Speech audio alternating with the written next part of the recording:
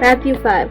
Blessed are the poor in spirit, for the kingdom of heaven is theirs. Blessed are those who mourn, for they will be comforted. Blessed are the humble, for they will inherit the earth. Blessed are those who hunger and thirst for righteousness, for they will be filled. Blessed are the merciful, for they will be shown mercy. Blessed are the pure in heart, for they will see God. Blessed are the peacemakers, for they will be called sons of God. Blessed are those who are persecuted because of righteousness, for the kingdom of heaven is theirs. You are blessed when they insult you and persecute you and falsely say every kind of evil against you because of me. Be glad and rejoice, because your reward is great in heaven. For that is how they persecuted the prophets who were before you. Would you say most people say you're a happy person? What are some ways people seek to achieve happiness? We're all hardwired to search for happiness. But at some point in our lives, no matter how hard or how long we'll work, we never achieve lasting happiness. At least the kind of happiness we long for isn't about feeling good or good things happening to us. The happiness we're hardwired for can only be found in Christ. Blessed are the poor in spirit, for theirs is the kingdom of heaven. What does this verse really mean? Do I have to be poor in order to be happy? And what is this kingdom of heaven business? Let's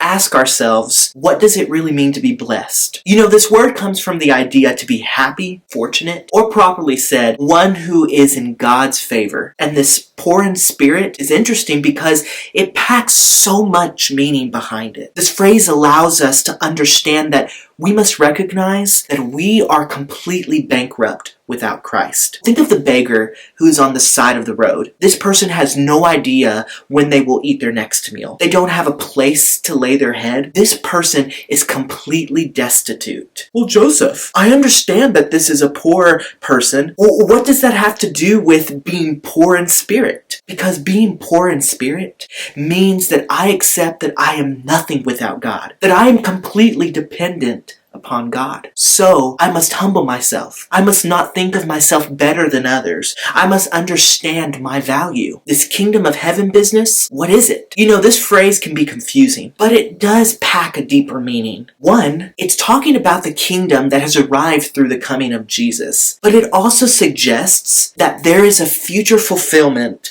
which comes when Jesus returns for his disciples. This is a cool phrase to me because it's repeated twice in this passage. It tells me that this kingdom inheritance is a promise to all those who belong to the kingdom. So if you're poor in spirit, if you're a beggar, those who have humbled themselves have more riches than they can imagine, which they can start to take joy in right now. Do you find comfort in this passage? You know, the world tells us that happiness is achieved through what we have. Lots of friends, a cool car, good grades, a college scholarship, and you know, those are all good. But Jesus says that the path to a good life begins with having nothing. But this nothing means being completely dependent upon the Creator. Adam and Eve had everything. God breathed into them his very breath. He provided all their needs. He gave them a home. He gave them a place to sleep, food to eat, and in return, they showed their devotion to him. They were in complete union with God. They had what we would consider the good life. What comes next? We know the story. The serpent deceives them into believing that God was holding them back from enjoying